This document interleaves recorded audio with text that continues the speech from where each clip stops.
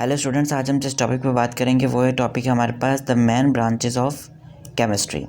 Chemistry की video में chemistry की डेफिनेशन की केमिस्ट्री क्या है, इसकी वीडियो में प्रीवियस वीडियो बना चुका हूँ। उसका लिंक जो है डिस्क्रिप्शन में दे दूँगा। उसके अलावा जो इसकी अहम ब्रांचेस हैं वो हैं हमारे पास नंबर 1 पर ऑर्गेनिक केमिस्ट्री। देखा जाए तो सबसे ज़्यादा यूज़ होने वाली केमिस्ट्री ऑर्गेनिक केमिस्ट्री ही होती है।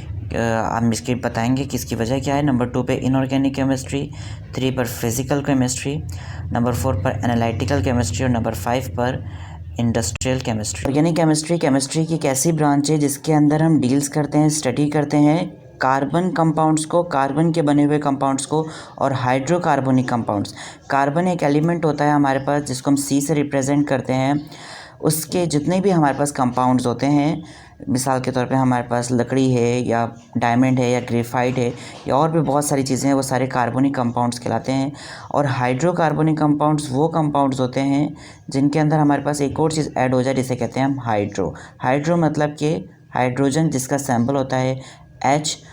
कह रहे हैं कि अगर ये हमारे पास कार्बन के साथ रिएक्शन कर ले तो कार्बनिक कंपाउंड्स हाइड्रोकार्बनिक कंपाउंड्स बनाता है और हाइड्रोकार्बनिक कंपाउंड्स हमारे पास ऑर्गेनिक केमिस्ट्री के अंदर डील किए जाते हैं। कार्बनिक कंपाउंड्स तो सिंपली हमारे पास कोल वगैरह या चारकोल या वुड वगैरह या ग्रेफाइट डायमंड वगैरह होते हैं।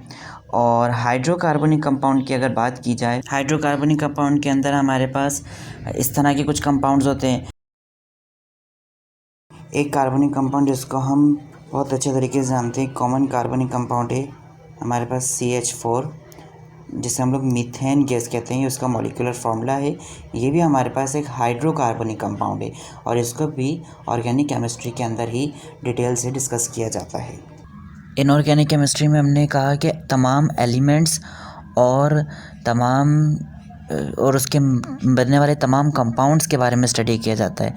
एलिमेंट्स की जब बात करते हैं तो फिर हमारे पास एक चीज़ का जिक्र आता है, वो है पीरियोडिक टेबल, क्योंकि तमाम elements periodic table of the elements, इसकी भी वीडियो हम डिटेल में बनाएंगे। ऑर्गेनिक केमिस्ट्री में कहा था कि हमारे पास तमाम एलिमेंट्स और उनके कंपाउंड्स की स्टडी की जाती है। और ऑर्गेनिक केमिस्ट्री में कहा था कि कार्बन और हाइड्रोजन के साथ जो कंपाउंड्स, कार्बन और हाइड्रोजन दोनों मिलके जो हाइड्रोकार्बनिक और कार्बनिक कंपाउंड्स बनाते हैं, उनकी स्टडी हम ऑर्गेनिक में करते हैं।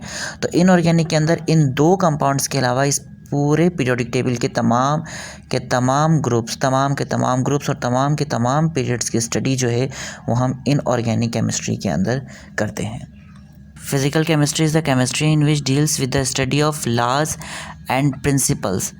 लॉज कहते हैं कानून को और प्रिंसिपल्स भी कवानीन को कहते हैं। अबाउट द एटम, एटम के हवाले से, एटम क्या है ये हम डिटेल वीडियो में बताएंगे। फंडामेंटल पार्टिकल होता है मैटर का।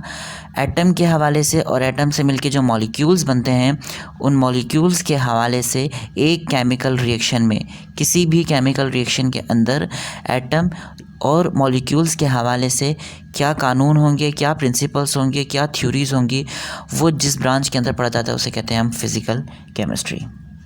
Analytical chemistry is the chemistry in which deals and study to determine and calculation of kind, quantity and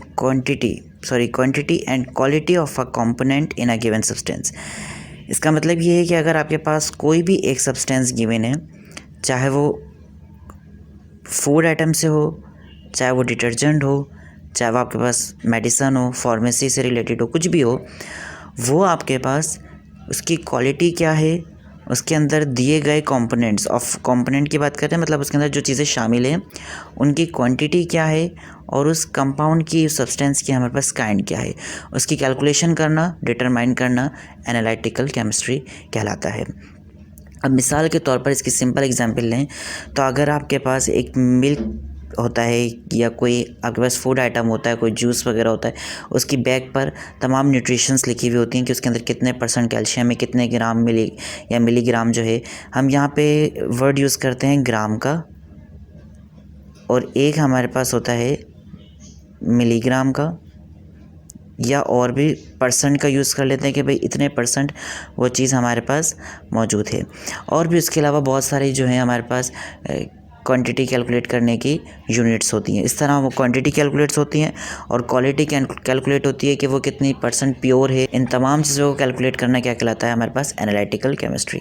industrial chemistry is the chemistry in which that deals and the study of chemical industrial process and the study of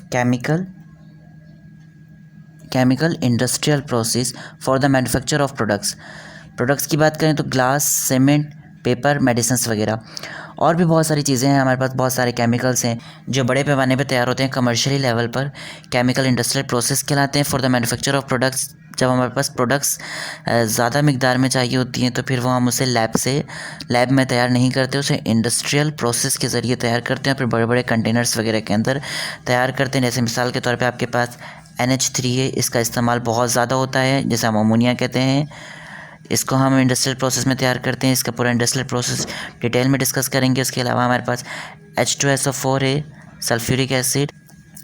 H2SO4 के अलावा और भी बहुत सारी चीज़ें जैसे water की purification होती है, ये भी इंडस्ट्रियल में तैयार होती है, इंडस्ट्री में काम होता है। उसके अलावा एक अहम टॉपिक, एक अहम हमारे पास डिस्कशन, मेडिसिन्स, फार्मेसी की कई हज़ारों कंपनीज है। उसके अलावा क्लॉथ्स हैं, डाइंग के प्रोसेसेस होते हैं और भी बहुत सारी चीज़ें होती हैं जो हमारे पास इंडस्ट्रीज़ में तैयार होती हैं।